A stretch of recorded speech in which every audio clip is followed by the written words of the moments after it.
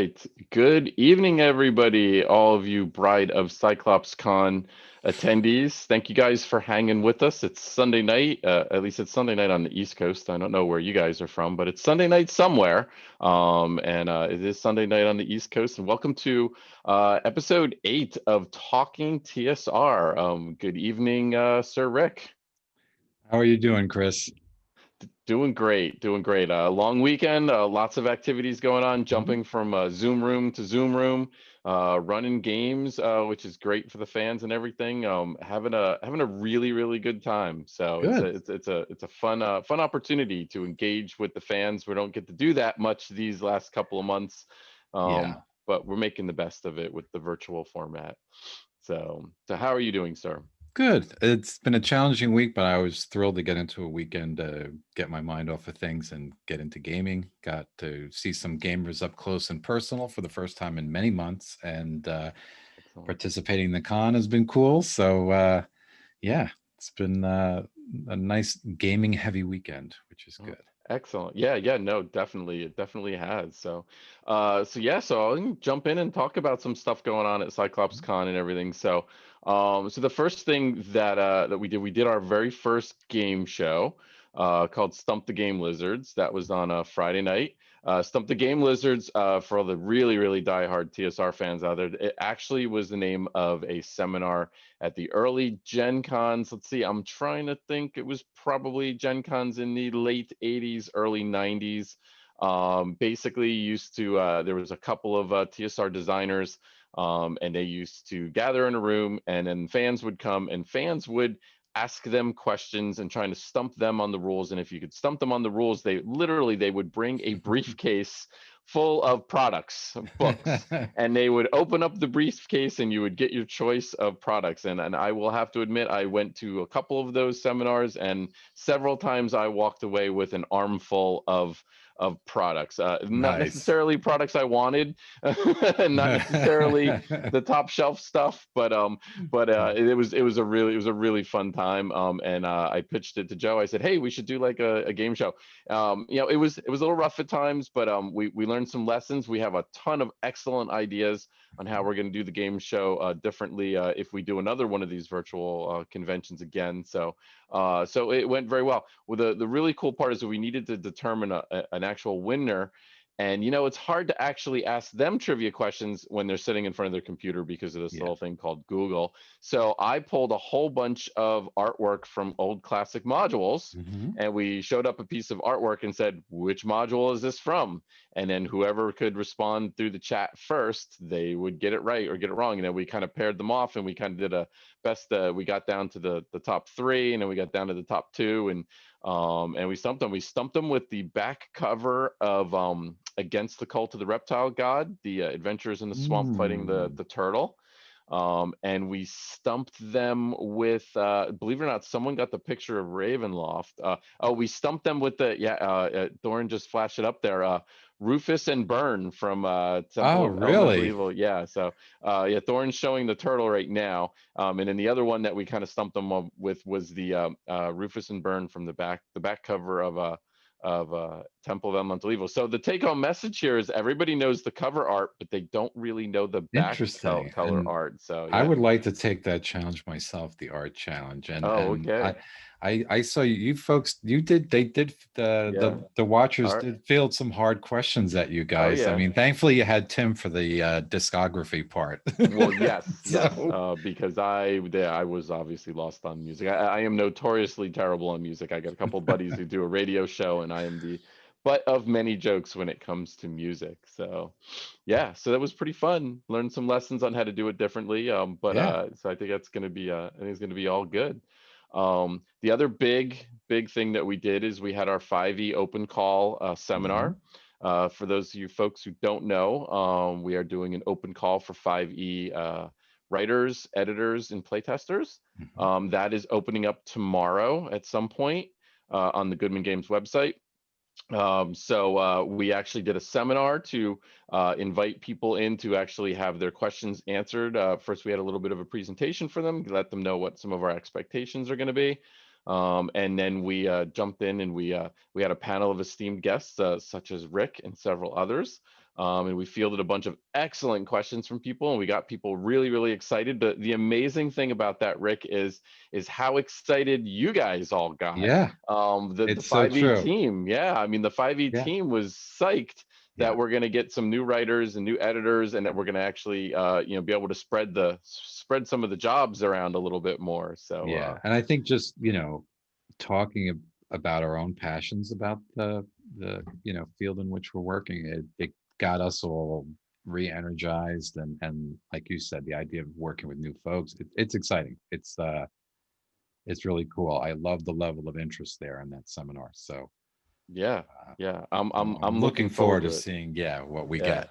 Yeah, I am as well. I'm really excited. This was, one of the main reasons that I joined Goodman Games was for this opportunity to kind of to herd the cats, if you will, and to mentor some people. So really, really excited about it. And we had a great turnout. I think we had 34 people at one point on there. Five of us were the panelists, but so that means we had almost 30 people show up. So that means hopefully we're going to see at least 30 submissions, I would think. Mhm, mhm. Hopefully, unless we scared a few people away. Hopefully we did not. So And there were some um, people tuning in internationally as well, which yeah, was nice you as guys told me, well. wasn't there? You think somebody said there was a couple people from Brazil, I Yeah, we had believe. Brazil, we had Ireland, there was a Yep. couple. I think there was someone from Serbia. I think Yeah, the folks from Serbia, I think, are Goodman Games loyalists. I think they're always active with the Goodman Games virtual conventions. But yeah, no, that's great. I mean, yeah.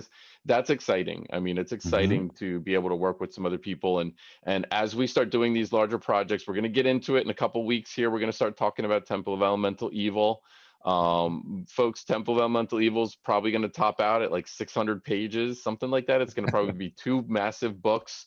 Those you need a team approach to work on, to try and get them, done in a reasonable time, and sent out. So we're really looking forward to having a nice stable of authors that when we have a large project like that, that we can actually tap into some different folks and get some different perspectives too, which is Hmm. never a bad thing as well either. So Yeah.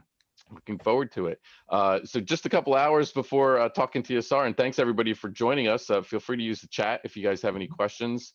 But we are, we came on the following on the heels of the What's New at Goodman Games seminar, which I had the joy of being able to participate in. So we made an official announcement for a new 5e book that we have been working on for the last couple of months, but we still have many, many more months to go. We announced our first Dungeon Denizens, which is a monster book. And for 5th edition, there will be a DCC RPG format as well that will come after the 5e format. We showed off the cover art for that. So if you guys want to go check that What's New seminar out at once they post that, certainly take a look at that. 500 monsters, ladies and gentlemen, 500 monsters. I've been working on that on the side here and there. Rick is going to be designing a couple of monsters, more than a couple, I think a couple handfuls. So, yeah. Oh, there's the cover. Thorn's amazing. We didn't even provide him with these images, and he's just pulling them all up. That's the He's, cover yeah, of the book. the Um, wizard. he Uh, is behind the glass. and Joseph has says full color illustrations as well. So Yes, the entire book will be full color. And so we're looking forward to it. There are a lot of really good monsters created throughout the history of DCC. And we're totally looking forward to bringing those to the new edition of the game, and then converting them to 5th edition, to DCC RPG also.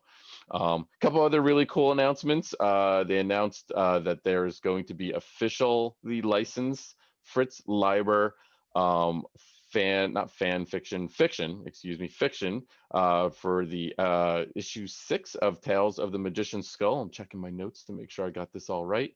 So that's pretty exciting. There is DCC number 100 is coming out. Harley has been working on that, including 4 spinning wheels for the maps, which is just absolutely mind-boggling.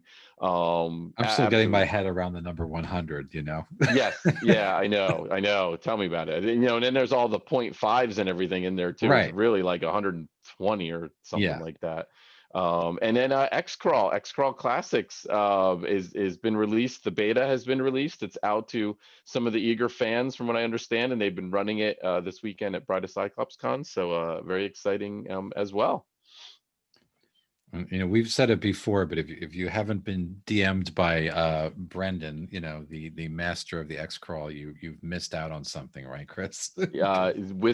Certainly, I'm trying to get my son to play an event with him, just so that my son can see a true master at work. Yeah. And he's the energy, the enthusiasm, the Yes. knowledge, just Yeah. everything. Yep. He is the complete package. Definitely Yeah. the complete Got to give package. props to. Very good, So, man. all right. So the last thing I want to talk about is, so I actually ran some games here, some 5e games. We really tried to get several 5e games at Cyclops Con this convention. And I was able to put together a couple playtests, and we're going to talk about playtesting a little bit more, but this is for a pending publication. I called it Assault on the Temple of the Frog Folk. Thorin's going to show some pictures off of it. So right before the pandemic happened, I purchased a whole bunch of Dwarven Forge terrain because I really love this stuff. For years, I mean, they've been around, I think 19 years or 21 years, something like that.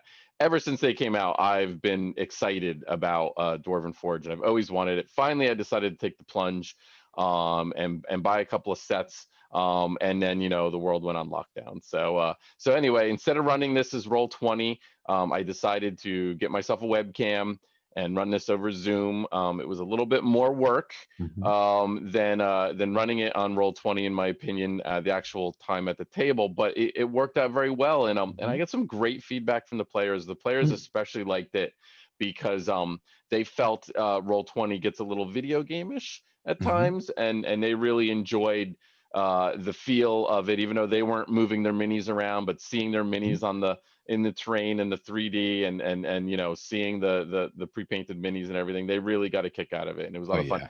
And we had some absolutely great moments. So the one cleric's domain was the knowledge domain. So of course he cast spiritual weapon, and can anybody guess what his spiritual weapon was shaped like with a knowledge domain? Let's see. I'll Have let I you been seeing know. that? Yeah, I'm looking. I'm watching the comments. yeah, he's watching the comments. He watching the comments.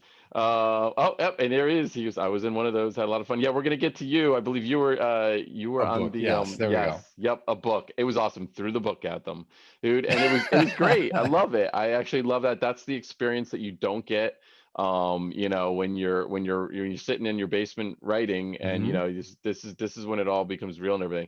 And then I had some undead frog folk in there, and the one guy said, wow, they are the uncroakables, and I'm like, wow, that is an amazing name. And I'm like, we got to use that name. So don't be surprised if uncroakable shows up in a certain 500 monster book at some point. um so that was great. And I gotta tell you about this. So my dice rolls were, and some of our, if they're follow along, they probably remember, were terrible. My dice rolls, especially in the first session I ran, absolutely terrible. I rolled so many 7 to 10s, like it was unbelievable. So finally, near the end of the session, I rolled a nat 20, and I was excited. I was like, I roll a nat 20, except for the fact that it was a blowgun dart going towards the monk. And of course, Oh, a so blowgun dart only deflection, does right? 1 point of damage. So the monk catches it easily, and then says, well, there's the boss over there, the shaman. I'm going to throw it at the shaman. And I'm like, oh, I could just see this play out in my head. The first time I roll in that 20, it's caught and then thrown as a bonus action and kills the boss monster. Luckily, the monk missed on its to hit Oh, roll. wow. So that was the little tiny solace that I got out of it, but still, it was a terrible dice rolling day for me. But the players had a great time. They were an excellent Cool. team. That first team was great. Second team was excellent too. Actually, they had, if you saw in that one picture that Thorin showed, there were some pillars leading up to the temple. We actually had 2 player characters on top of the pillars at the same time, because that's where the bad guys were. One in panther form, and in the other just the rogue climbing up there. So that was great. It was a lot of fun there. As you can see the pillars there. So we actually there was frog folk hanging out on top of those pillars, and they were sniping down with the blowguns. I think we talked about this last show about using the 3D, using Hmm. dynamic environment. So Yeah. they've got 4 pillars. Let's throw some hiding frog folk on top of them Hmm. with blowguns, and it worked out very, very well until the druid turned into a panther and just at a climb speed of 40 and just right up the pillar, and then just overran that frog folk. But it was great. Cool.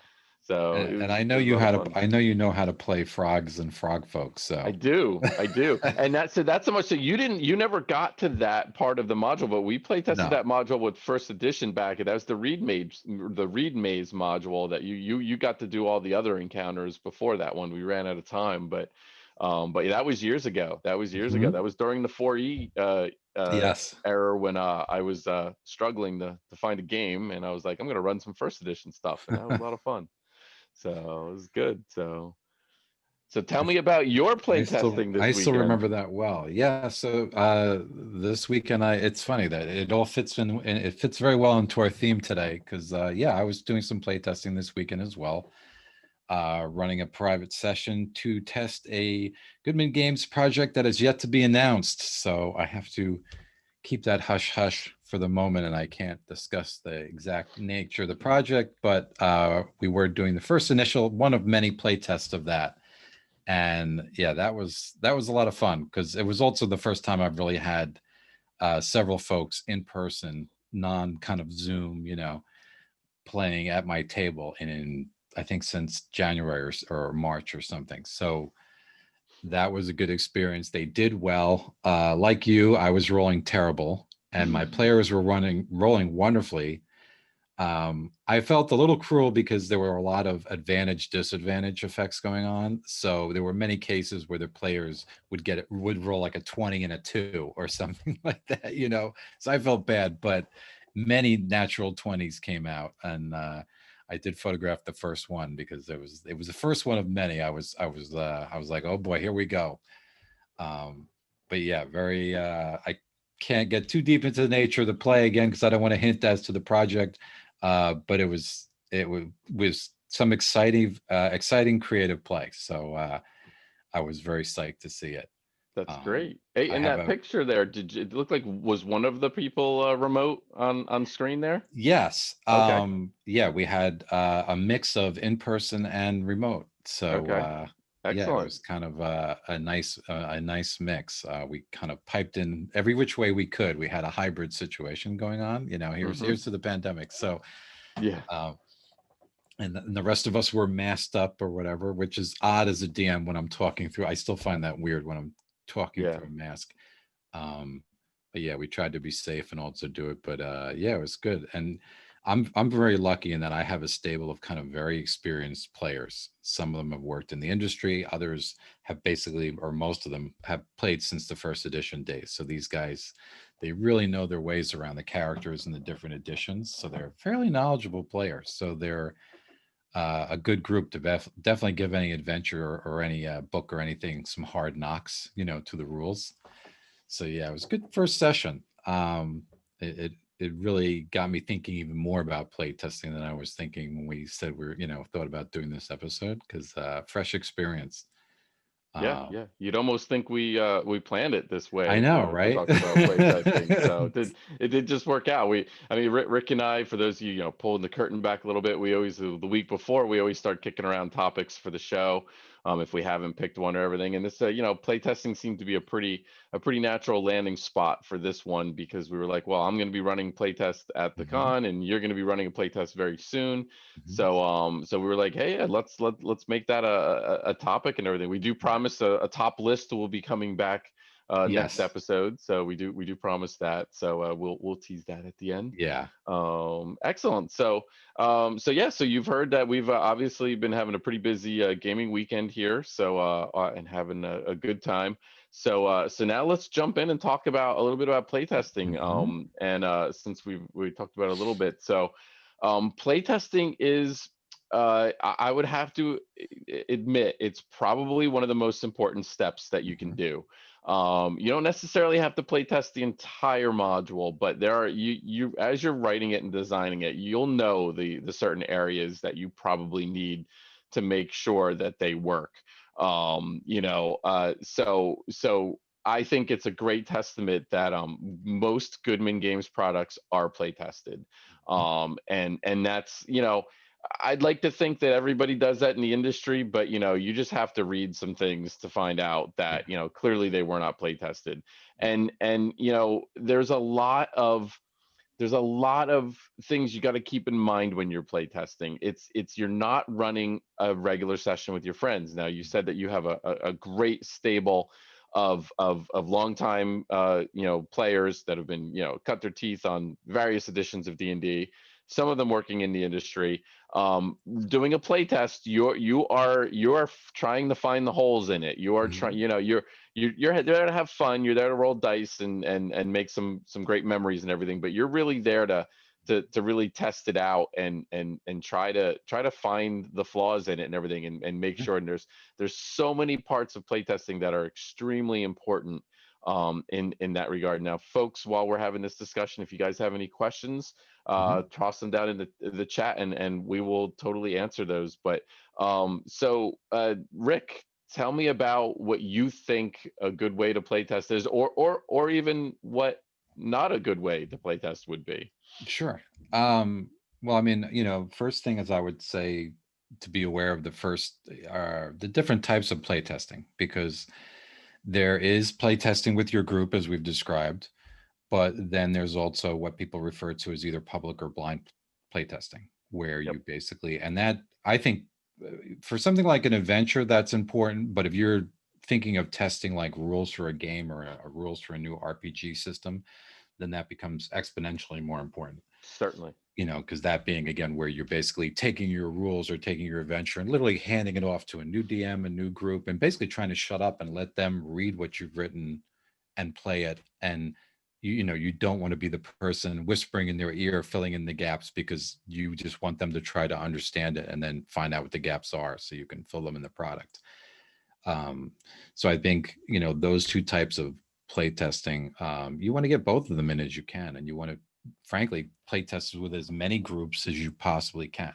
And that's again, I think one of the strengths of Goodman Games is like we do play test, we do try to play test it among different varied groups. Because like you said, it's uber important play testing, but it's also overlooked, I think, a lot. I think a Yeah. lot of products don't get the play testing they deserve or don't get play tested at all. Yeah. And to this day, I even occasionally will play board games. And I know instantly when I start playing a board game if it wasn't play tested extensively, because Yeah. right, all of a sudden things will crop up. And it's hard, right? You can be the best adventure author, I think, in the world, but until you see it translated to the table, you don't know exactly how it's going to play out. You can draw expectations in your head, and after a while, you get better at doing that. But as you know, it's like writing a screenplay, or it's like writing a Broadway play or something, and then seeing it performed in front of a full house. You don't know until you see the audience reaction, to those Exactly. lines, what it's going to be. So I think, I think you need to be well rounded and be aware of the different facets of playtesting. I think that's one aspect. Yeah, I mean, in general, you can play test your own material. So Mhm. we're talking adventures here. So if you write an adventure, and then you're gonna run it as a play test, that's okay. It's okay. But the problem is, you're in your head, you're gonna fill in a lot of those gaps. You're gonna fill Mhm. in a lot of those little things, and unless you take some extensive notes while you're playing, or have somebody take some extensive notes for you, you're probably gonna miss some things there, and you're probably gonna make some assumptions and everything. So really, when you're testing an adventure, my advice would be, you want to get it to somebody else who didn't write it, basically, and have them run it, because again, that's really truly simulating somebody buying it off the shelf and bringing it home and running it through their group. They're going to find things that they're not as attached to this storyline and the plot and the encounters as you are. They're Mhm. not going to have that knowledge to fill those little gaps in, even if it's little things. Yeah. So that's very, very important. For example, while I was doing the playtest, I've been playtesting the same module that you just started this weekend for the last couple months. And one of the few things that we came into pretty quickly was there was a couple of rooms where we didn't specify where the lighting came from. And the players Mhm. were like, what's the lighting situation? We open up the door. Is it lit? Is it not lit? That's something that's an easy fix. I mean, that's Mhm. okay. Yep, I got to specify that. There's either no light or there's some light. And you want that to be, stated pretty early in the encounter, because that's, Mhm. that's going to affect obviously your read aloud text. And another example would be things like ceiling heights and whatnot. When I was playtesting the encounter with the frog folk, uh one of the characters tried attacking the pillar, trying to destroy the pillar so that it would fall down, so that the frog folk would fall off the top of it. And I put rules in there for strength checks, to actually topple the pillar, but I Mhm. didn't actually assign an armor class and hit points to the pillar because I Okay. didn't think they would actually go at it with Mhm. weapons and everything. But I probably should have. So that was a note that went in there, Yeah. that we need to stat those up, because that's a real thing. Because it was pretty clear. I had them, they were crumbling and falling apart. They actually weren't that difficult to topple. So it should be possible, even though they're only third level, to probably do some damage to it and possibly tumble one of those. But that's an example of, actually playing it. When you're Mhm. a designer, sometimes you don't think of all of those things. Yeah. Sometimes you think of everything, and then you miss a Mhm. couple of those very important parts and everything. So Yeah, I think we all know that players will occasionally think of stuff that had never come across the DM's mind. Um, yes. and to like follow up on your point, when you're an author and being an art game author is the same as being an author. There's a certain immediacy where your brain is kind of locked into what you're Yes. doing, and I used to tell people, even it's the same in fiction writing, that if I was writing chapter 3 of a book, that's usually when I go back and start proofreading chapter 1. Yep. Because if I try, and I think anybody who's done that kind of thing understands what I'm talking about, that if you immediately write something and then try to go back and find the mistakes yourself, it's much Yeah. harder. Where if you let it sit, a few weeks, Yep. or better yet, a month or two, and pick it up, those mistakes will leap out, Yeah. because there's not that immediacy, where your brain Yes. is, I think, literally filling in missing words and filling in missing information. And I think Adventures is very similar to what you said. I think the DM can get so close to or their author can get so close to what they've written, that you need people, again, who aren't familiar, who don't know the plot, who don't know what your reasoning was. Yeah. Because especially with adventures too, you get like a whole backstory maybe that the DM's got in their mind behind the background they've written, or behind the story. And as we all know, players only figure out pieces sometimes of the story, or elements of the story. They don't really get perhaps the full story in the way the DM knows it. And when you're Exactly. the author, it's, you've created it, so you're as close to the material as you can get. Yeah. So I Yep. think that's really important, that you want to separate that a little bit. Yeah, that's a great point. You make a couple of good points there. When I was in my previous job, and we were doing field work. We did field work from April until November, and then we would collect all the data from April to November, and then we wouldn't look at it until November. So Hmm. if we collected data back in April, a lot of times we would barely look at it until we got to the off season kind of thing. So very important and valuable to take a look at that before you kind of stash it away, Hmm. before you put it away, because you can remember a lot better a week or a couple of days or even the same day, what happened, and you can fill some gaps in and everything. But you start getting projects running into each other and Yeah. everything, and a couple months go by, and then you try and piece something. Oh wow, we didn't fill this one field out or something. Anybody remember what happened that day? And it's like, I can't remember what I had for dinner last night. So no. And one of the other very valuable things I've had, especially with this other project that we're playtesting, that you are as well. So after we're done with our session for the day, we'll take like a half hour, and we will just kind of have I'll talk to the players, and Hmm. and the players are usually very, very excited to do Yeah. this, and talk about what worked, what didn't work, what Hmm. do you guys think, right when it's fresh in everybody's minds. Yeah. And that's where I'm jotting my notes down, and that's where people are like, hey, this was a little hard, that DC probably was a little too hard for us. It's like, did you really look at what everybody's saving throws were. It's like, because that's really kind of impossible. There was no chance we were going to make that. So there's a lot of things.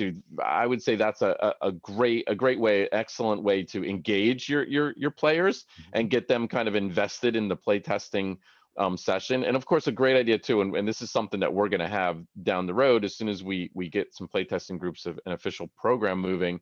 We're going to have forms that you're going to fill out. Yeah. That not that everybody loves to fill out forms, but and not that you have to fill everything out, but the forms will remind you, on certain things like that, what worked, Mhm. what didn't work, what Yeah. and this way you've got ways, prompts, questions to basically prompt you on some of the different things. So Mhm. so the excellent points there. Just looking at some comments, we do have some comments coming in. Yep, virtual wizard. Yep, they like your dire house cat. Yes. Yeah, definitely. Yeah, taking notes, virtual wizard, very, very important. Mhm. A couple of times when I was running my sessions this weekend, there was probably a couple of awkward pauses when I wasn't saying anything. Yeah, I was Mhm. I was jotting some notes down. Mhm. And then I did when I finished off, as soon as I logged off with both of my groups this past weekend, I sat down and I spent 5-10 minutes Mhm. just creating some notes and everything, so to prompt me to make some adjustments so that I Mhm. make sure I remember to fix those, because Lord knows, things don't remember things like I used to. Yeah, I like to say my memory is like a cloth bag full of water these days, but so I hear you. But that's a really important suggestion that they kind of to have like a player debriefing right after Yep. immediately after the session. And I'm not above. I've mentioned polls in the past, and I know that's kind of geeky or onerous for my players, but I'm not above kind of having them fill out some sort of poll or sending out just a few questions via email or something later Yep. too. And certainly if you're playtesting, I would say it, rather than just leave it at asking your players, well, did you have fun or something, maybe really asking pointed questions to try to instill a response. And for instance, what was the most exciting encounter? What was the most boring encounter? What was the most difficult or unfair encounter? Did you feel what was the easiest encounter? Things like that, maybe to kind of elicit a more specific response about certain rooms or areas. Um, that way, maybe you won't simply get a "oh yeah, it was fun" kind of response. Because if you're play testing, you're looking for that specific data. You want to be able to drill down into certain rooms and make adjustments, as opposed to just getting the vibe of what the overall dungeon, how it's been received. Um, Exactly. Yeah. Now, what elements, like if you had to name some elements, Chris, that you would say specifically deserve playtesting when we're playtesting adventures, what would you like call out on that? Yeah, so I mean, typically, obviously, your combat encounters is the first thing, and Mhm. encounter balance is probably one of your most important things. Now, I think we all know that the CR system and the EL system back in the 3.5 edition, it's like the Pirates Code. They're guidelines.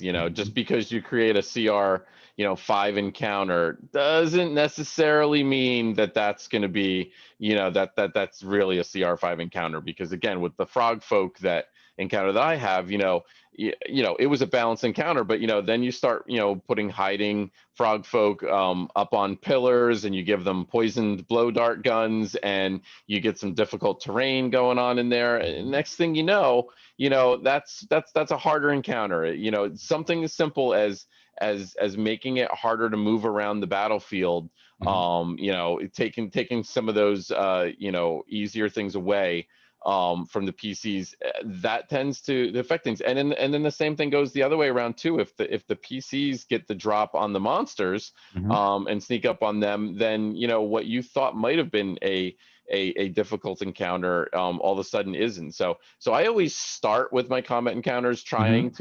to make them balanced, using the CR charts from the Dungeon Master's Guide. But you just have to remember that those are just the very, very, very first starting point. Yeah. And they vary based on a lot of different things, giving the monsters magic items, Yeah. or changing up their spells. Mhm. You can certainly see that make a change. So that's definitely the first thing. And then the other thing is checking your DCs. Mhm. It's not a bad idea to have, if you do have pre-generated characters, or if you know basically what their skills are supposed to be about, what their saving throws are supposed to be about, their modifiers.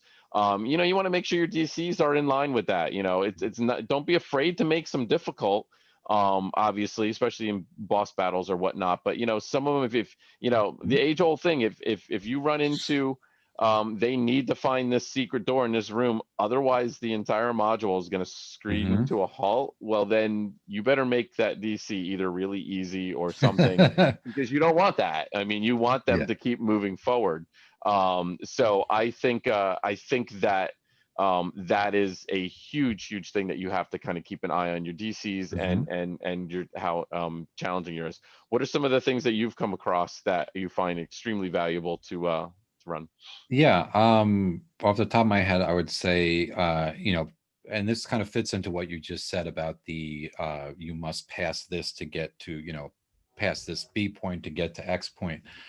Uh, Puzzles is certainly something I want to play test Yeah, because if I've got some, say, complicated door puzzle where they've got to slide things around to open a portal, well, if you want to play test that, because maybe your group is going to be, your players will be sitting there an hour struggling over the, and certainly different groups maybe are perhaps better or less better at puzzle, solving, but that's something you want to check out. And kind of similar to that, any kind of mystery element, and certainly I think of these quote unquote murder mystery type adventures. Those are very difficult, and my golden rule for those is provide like 3 times as many clues as your yes, players are going to yep, need, because I think people, when they first start writing that type of adventure, they never provide enough clues, yeah, because again, the immediacy of the author, they, the answer to the puzzle. It's kind of yep. like, uh It's right there. It's yeah, right there. it seems It's like in front of beyond you. obvious, but when Yep. when you ask somebody else and they're not expecting it, or it's they're not immediate to the material, you just want to give them those extra clues. And even with that, I think playtesting is necessary, because you want to make sure they can put those clues together. Um, Yes. any Yeah. kind of point where a lot of dungeons do have a point where you need to do something to proceed. Yep. Those are the points I really look at too. Yes. Yeah. Because those are bottleneck points, and if it doesn't work, it's all going to come crashing to a halt. So that to me is a Yeah. real, a real tender spot in the adventure, and you want to test it sorely. You really want to come down on it hard and make sure it's functional. Yeah, and that's the thing, and I find, because I've done a couple of like mystery type ones too, and you know what? Don't be afraid to make it a little bit easy, Hmm. because you don't want to if you frustrate your players, then they're not having a good time. Yeah. And you do want to give them enough clues. It's hard. It's hard. You Hmm. want to probably have a couple of different clues, instead of just one. Like if they got to find one clue, otherwise there's no way they're going to get it. Probably not a good idea. You probably want a couple of little backup plans. Like I had the one mystery one that I did. I needed to find a secret door to keep going in the adventure. Well, so the one character was the NPC was murdered. So I had him, as he went through the door before it was shut, he put his bloodied hand on the door jamb and left a little bit of blood, so that if they missed their perception check and didn't find the door, they might find the little blood splatter, and then that gives the game master a little out, like, Hmm. oh, it's like, well, you didn't find your secret door, but you did find this little smudge over here. Maybe that might be something, or maybe you should check that wall again. Hmm. Just a little subtle, and they don't need to know that you put that in there to really kind of keep things moving along. So, Hmm. Rick, we actually got a question. I'm going to Oh, answer okay. this one, yeah, because I got a good story about this one. So, Virtual Wizards asked us, and Virtual Wizard was one of my players this weekend. He said, any favored terrain that either of you like to use? So while you ponder that question, I'm going Okay. to actually jump in and answer. So Go. most of you guys don't know, Rick knows, and most of the Goodman Games people knows. My previous life, I was an aquatic biologist. So I guess you can see where I'm going with this on what my favorite terrain Hmm. is. So I am infamous for doing aquatic adventures and somehow getting characters in the water. One way or the other. That's why I like running swamp encounters and actual underwater encounters as well. But here's a great story. This is so my regular group that I've played with for years. I mean, obviously they know me. They know me back. They know me like everything. We were gonna run a desert encounter, a desert Hmm. module, and I told them up front, this is a desert module. We are in the desert. Okay. And Mhm. then I did a cool thing. They got to bring any character that they want to. They created the character, but then I created a couple of tables, and I said you get to choose one magic item from this table, and then you get to choose, you know, two magic items from this, and the second table was potions and scrolls, I think.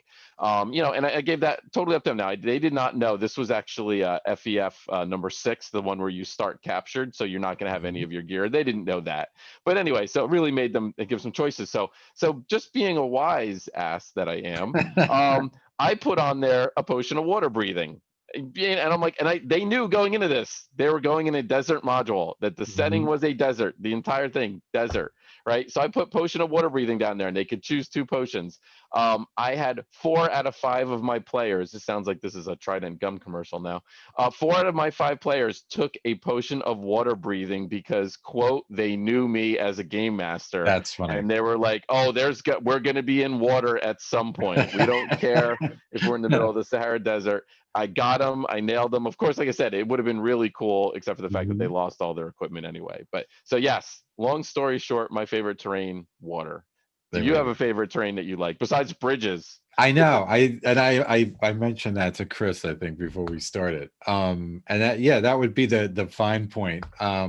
Overall, I tend to go for the high altitude, like rocky terrain, and I Yeah. do like underground. Now, the whole cave setting, I think, is in some ways very done out in D&D, but I try to do it more realistically, because anybody who's actually done some spelunking and explored caves realize they're not always the way you picture them when you do you know, caves can be very muddy, they can be very wet, they can be very, very claustrophobic, very tight spaces, Yes. not quite the way they're always depicted in a lot of these adventure modules. So that's something, when I've started doing caves, I've started doing more of that, employing a lot of natural formations that aren't always beyond the typical stalagmites and stalactites that we're used to reading about. And then, as Chris joked me about, I do like sort of funneling encounters. So swinging bridges, stone, you know, bridges and things where there are falling blocks and rocky impediments and statues to dodge around. That's sort of my thing. So to answer the Excellent. question, yeah, that And would be mine. and that's a great point that you bring up, Rick. You know, I know we're getting off the playtesting thing a little bit here, but anyway, this is good stuff. Yeah, it's good stuff. Is go to caves. If you're a game Uh-huh. master, go visit caves. There's caves all over the place. Mhm. And you know, I took a trip down to Mammoth Caves down in Mhm. Kentucky. Amazing, just absolutely amazing. It really gets you in touch with it. Yeah. I've gone to Ireland and trekked across the entire island of Ireland and Mhm. visited castles and ruins and that. It's amazing inspiration. Most of the Mhm. people, if they run my adventures, they're like, "Oh, hey, I remember that. I know exactly where you got that inspiration from." And that's it. Get out there. Go to the Grand Yeah. Canyon. Go to Oh you know, yeah. go to Yosemite. Yeah. You know, you get excellent inspiration by Yeah. these things, and really gives you a great feel for everything. I remember when I was doing Isle of Dread, and I was actually doing the underground parts of it and everything. There's all the mud pots and the mineral pools and everything. And my family left me behind, and they went out to Yosemite and the geyser place. Is that Yosemite? No, not Yosemite. Where is that? Geyser State National Park, Montana. One of those national. Yellowstone. Thank you. The Thank you. disembodied voice saves me.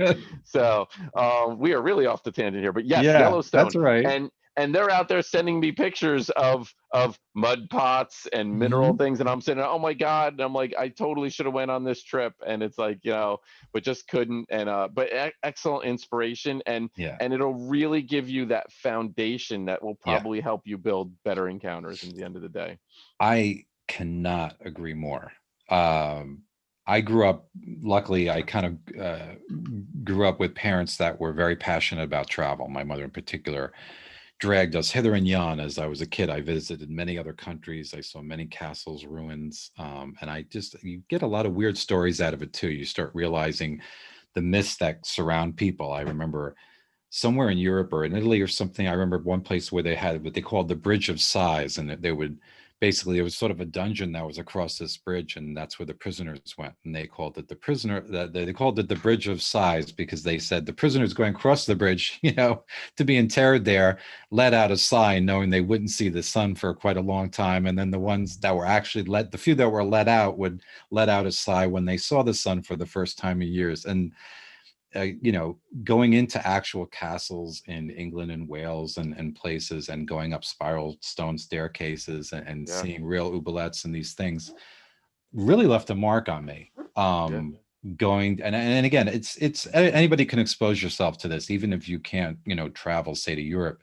You can visit museums and see armor exhibits, and you can see, different things. I'm lucky in that I'm near the New York metropolitan area, so I am a huge proponent of the Museum of Natural History and the Metropolitan Museum of Art, because they have excellent Egyptian display, yeah, exhibits. And the Temple of Dendur is there, which is an Egyptian temple that was basically shipped over block by block. And there's all kinds of things to, check out. And yeah, just in all my kind of wilderness exploration, I'm a licensed scuba diver, so I've had some underwater, experience. And now with the pandemic, I've discovered a newfound love of hiking that I didn't even know I had. And I've started on my hikes, and this is going to sound terrifically geeky. I've started taking pictures for use with my group, because there are many cases where I'm out alone and I'm on these rocky, steep paths, and there'll be, wilderness cover or trees or fallen trees. And, in my mind, I'm picturing orcs hiding behind those trees. And I'm starting to take photographs of these places, because I think, again, it's like the caves. When I describe to my player, well, you see a wilderness path and there's a few logs and there's this or that, they'll often, in their full armor, they'll go tromping across, the woods, or they'll through the woodland. And then when you actually go out and you expose yourself to real woods, you realize how many fallen trees and logs, and how uneven the terrain is, and how leaves can cover, places, where you can make a treacherous, either the footing could be treacherous, and all this sort of stuff that you don't think about when you're just pulling it out of your head. yeah. And I think it's fantastic, inspiration to expose yourself to this stuff. So great tangent, man. Yeah, no, that's great. That was excellent question. See, this is what Yeah, happens, guys, when I you ask know. questions. Keep it coming, guys. We Love go it. down Yeah, picture is rabbit worth a holes, thousand and words. yeah, that You're without a right, doubt. Wizard. Yeah, without a doubt. Yeah, just last week, Tim, our editor, was out hiking around, and he was sending me pictures, and he's saying, "Hey, this would make a good adventure location." And it's like, sure Yeah, enough, it's like, yeah. yeah, so definitely. So, all right. Well, Rick, let's kind of let's put a bow on this playtesting thing. So, is there any other little topics you want to talk Yeah. about? No, I mean, just to yeah, we went over the puzzles. I mean, we went over asking for feedback.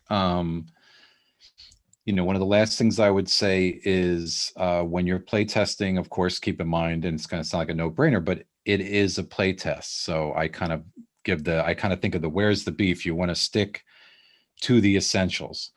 When I play test, at least, I don't waste a lot of time in kind of, you want to have fun, but I don't waste a lot of time with character interplay, or how did the characters meet each other, or having everybody meet in a tavern. I jettison them right at the door to the dungeon. Usually I put them right into the action. Where's the beef? Get them right to the center of the hamburger, because you want to maximize your time. You don't want to waste time on unnecessary things that aren't going to, instill edits in the adventure. So that's one of the things, last things I think of, one of the last points is, maximize your time, use your time constructively. And of course, let your players, hopefully they know the deal. They know their play testing, they know the situation. And I always say to my players kind of ground rules at the beginning, and I kind of tell them, this is a play test, so we're going to do this, we're not going to do that. And kind of define the differences between our usual sessions. And I find that's helpful. It gets everybody in the right mindset for a really productive play test.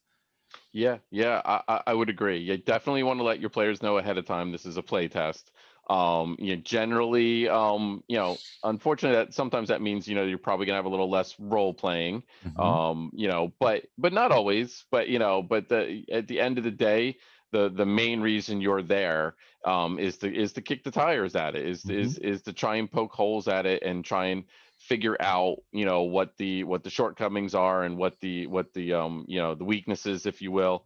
Mhm. So sometimes that's really important to make sure your players know that, and again, engage with them, and get that feedback, in a timely way.